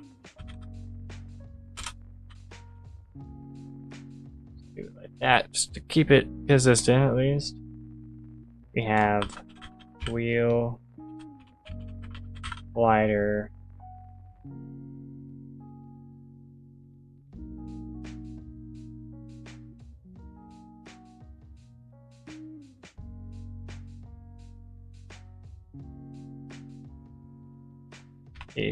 what?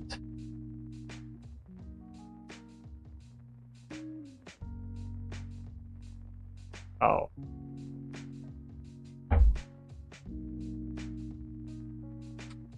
It's spelled with a capital.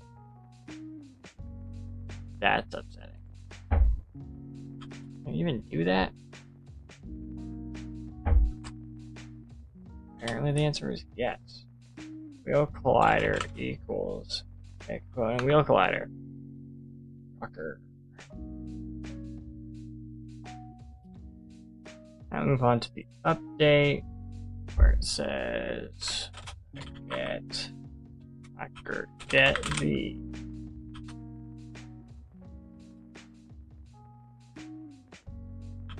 wheel colliders world pose values and use them to set the wheel models. Dang, I actually hit. Wow. Never done that before. Hitting the apostrophe without looking. Position and rotation. Good, they didn't put up here. That'd just be weird. Wheel collider dot get world pose out position out rotation. Wheel model dot transform dot position equals position. Wheel model rotation. Cool.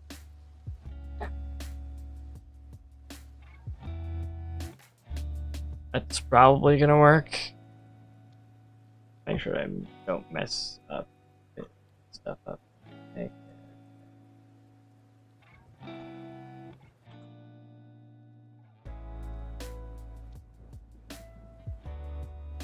Cool. So now that that's been dealt with, I can come back over here.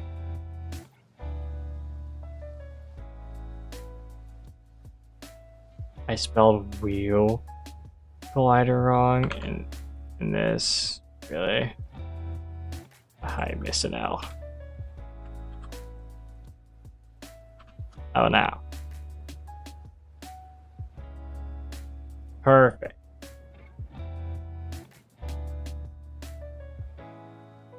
Okay, so now I'm going to take this and add car control. And then I need to add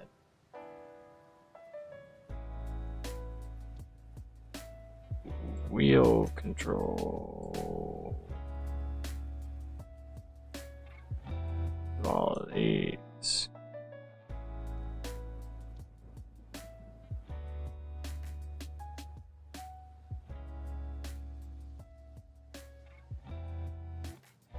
Front left should be steerable. And motorized, and for the right should be steerable and motorized. These ones just aren't either of those.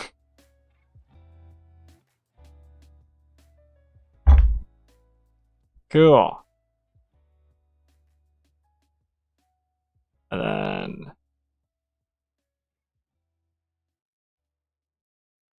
sure.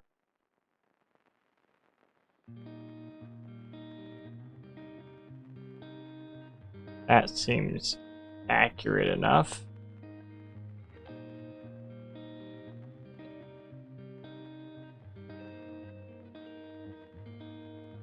Oh, enable motorized on all four. That's what it says. Okay.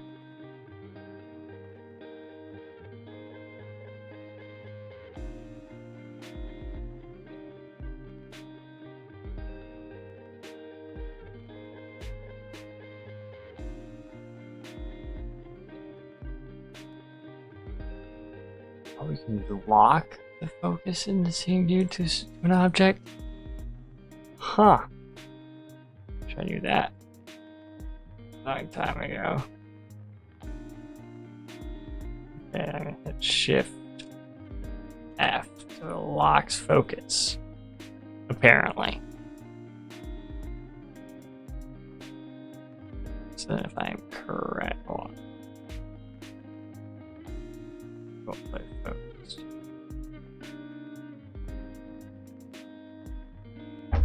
Now if I'm correct.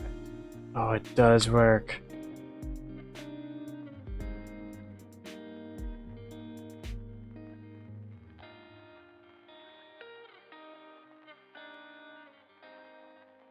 Sort of. It sort of works.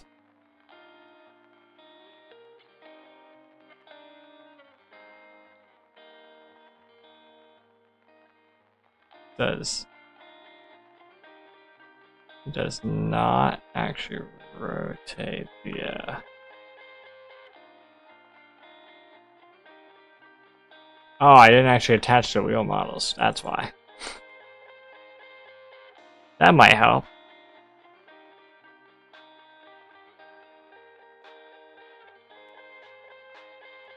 I should do it in here, actually.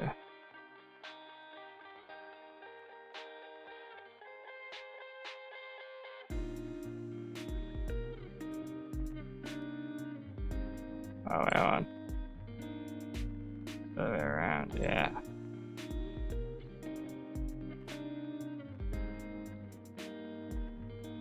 Bam. And bam. Cool.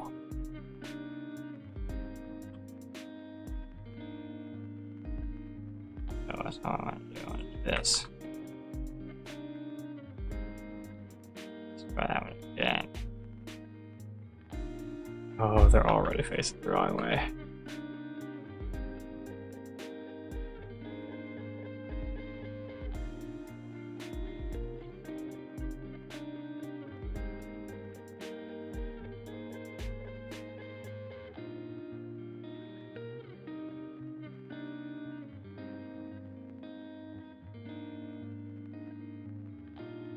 Oh.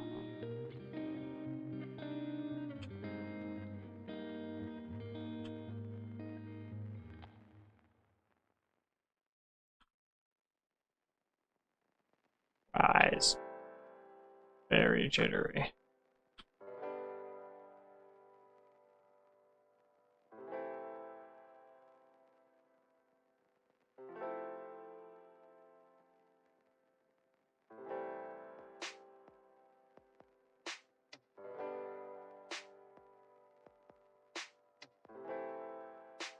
Now let's set max speed to, I don't know, like 100.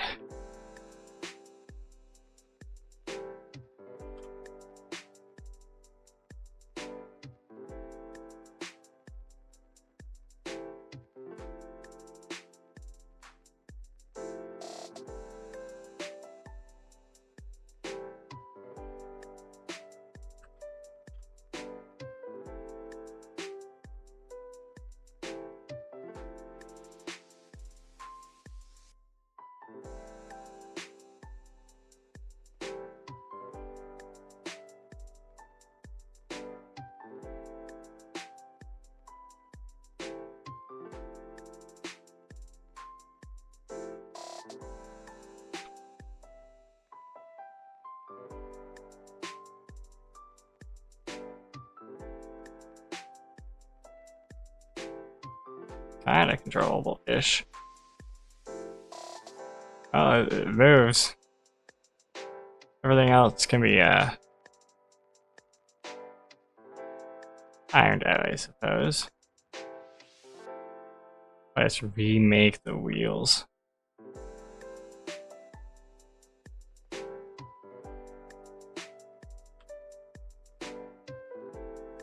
I'm going to... That's that 0. I'm going to set the motor torque to like 10,000. Make the brake torque. Yeah, brake torque. I'll make the brake torque like 3,500 probably. Should be fine. Let's see what happens when I do that.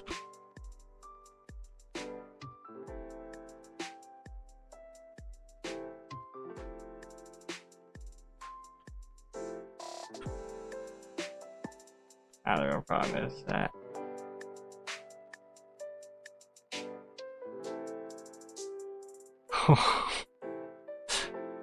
has like 0 ability to go straight for an extended period of time. I even try steering at all.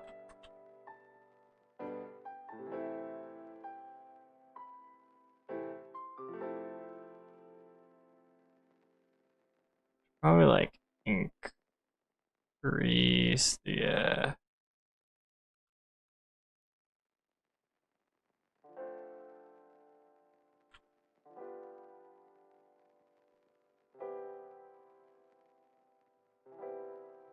Oh, it's trying so hard to stop.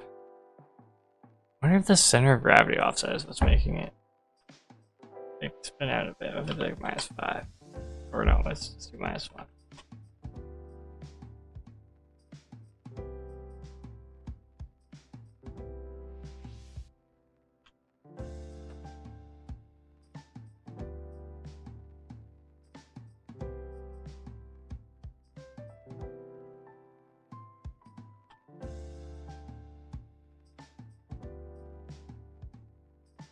Okay.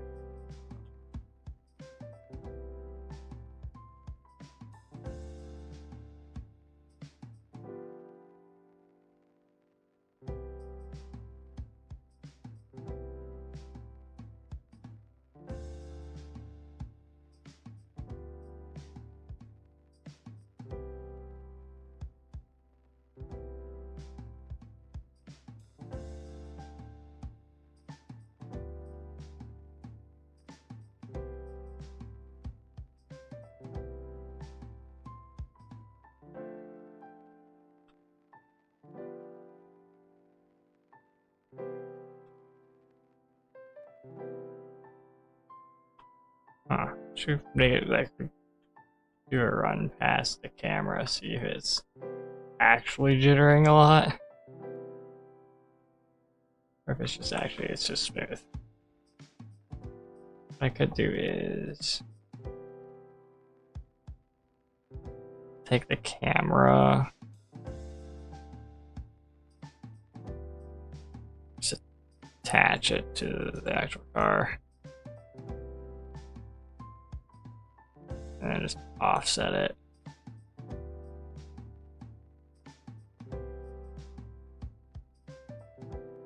Let's change the X to 0. Do that. The Y like 6. Now probably 7. Set of like -25, and then we're on like a rotation. Which one's that? Red is X, like -15. Oh, 15. And maybe 10.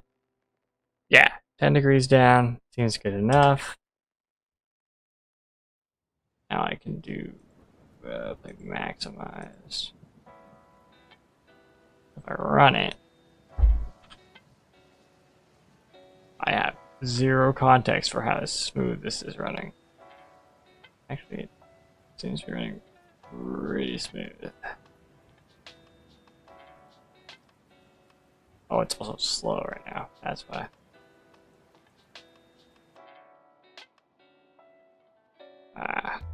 I'll figure it out later. But anyways, should pull that one off then.